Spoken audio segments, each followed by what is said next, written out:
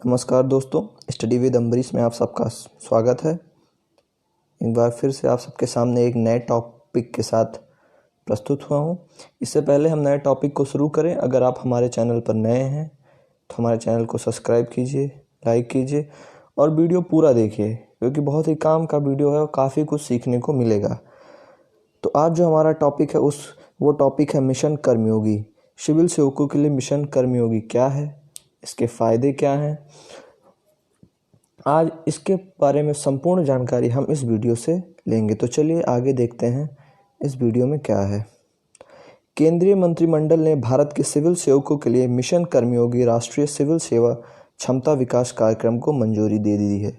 2 सितंबर 2020 को मिशन कर्मयोगी भर्ती के बाद सुधार लाने के लिए एक राष्ट्रीय कार्यक्रम है। मिशन कर्मयोगी का उद्देश्य सिविल सेवकों को ट्रेनिंग प्रदान करना है और यह national programme for civil services capacity building के तहत चलेगा।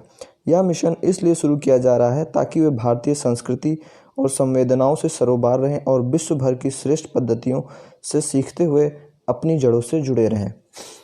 ये मिशन विशेष करके जो हमारे IAS, IFS, IRS हैं उनके लिए आफ्टर एग्ज़ाम ये कर्मयोगी मिशन लागू होगा उन पे। इससे उनको और प्रोएक्टिव, एनर्जेटिक और क्रिएटिव बनाने के लिए इस मिशन कर्मयोगी को लाया गया है। प्रधानमंत्री की मानव संसाधन परिषद इसका नेतृत्व करेगी और इसमें प्रधानमंत्री की अध्यक्षता में राष्ट्रीय और अंतर्राष्ट्रीय विशेषज्ञ शामिल रहेंगे। Ministry of human resource and development इसको लीड करेगी और देश के प्रधानमंत्री और भी नेशनल इंटरनेशनल स्पेशलिस्ट रहेंगे जो इसकी निगरानी करेंगे और इसको और बढ़िया बेहतर तरीके से लागू करने में सहायता करेंगे। क्या है मिशन कर्मयोगी? ये एग्ज़ाम में बिल्कुल पूछा जाएगा, इसको आप लोग बिल्कुल ध्यान से देखिएगा। मिशन कर्मयोगी सिविल सेवकों के प्रशिक्षण के लिए एक नई क्षमता निर्माण प्रतिमान होगा। इस कार्यक्रम के एजेंडे निम्नलिखित हैं, बहुत ध्यान से देखिएगा। वार्षिक क्षमता विकास योजनाओं means annual capacity building plan का अनुमोदन करने में PM सार्वजनिक मानव संसाधन परिषद की सहायता करना। सिविल सेवा क्षमता विकास से जुड़े सभी केंद्रीय प्रशिक्षण संस्थानों का कार्यात्मक पर्यवेक्षण करना। आंतरिक एवं बाह्य संकाय और संसाधन केंद्रों सहित साझा शिक्षण संस्थानों को सृजित करना। हितधारक विभागों के लिए क्षमता विकास योजनाओं के कार्यान्वयन के लिए समन्वय और पर्यवेक्षण करना। सभी सिविल सेवाओं में करियर के मध्य में समान प्रशिक्षण कार्यक्रम के लिए मानदंड निर्धारित करना। प्रशिक्षण एवं क्षमता विकास शिक्षण शास्त्र और पद्धति के मानकीकरण पर सिफारिश पेश करना। सरकार को मानव संसाधन के प्रबंधन और क्षमता विकास के क्षेत्रों में आवश्यक नीतिगत उपाय सुझाना।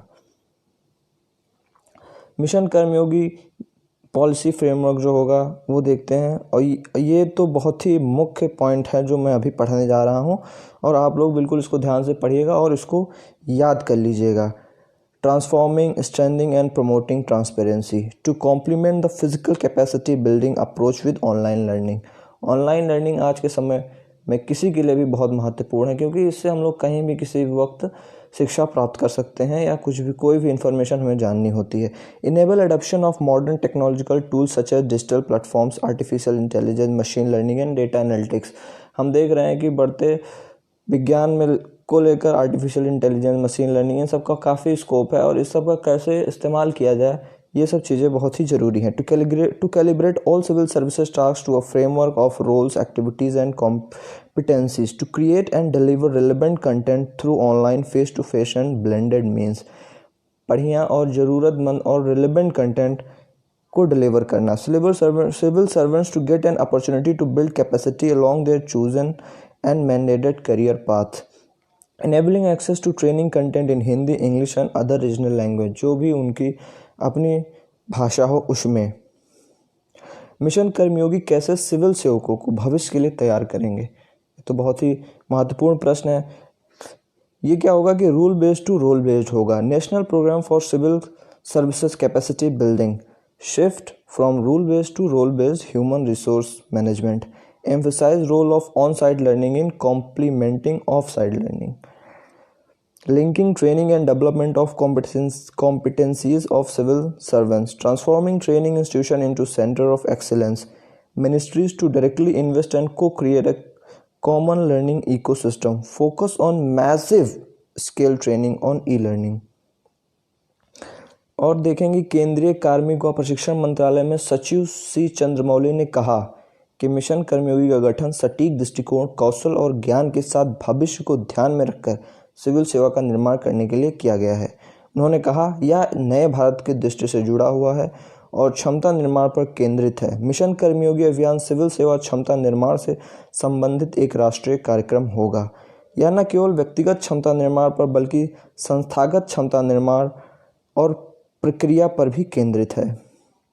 The 6 pillars of the programme will be, ये 6 पिलर आप बिल्कुल जैसे डिक्टो याद कर लीजिएगा, समझ लीजिएगा, क्योंकि इससे प्रश्न पूछा ही जाना है। 1 नंबर का प्रश्न तो तय है आना।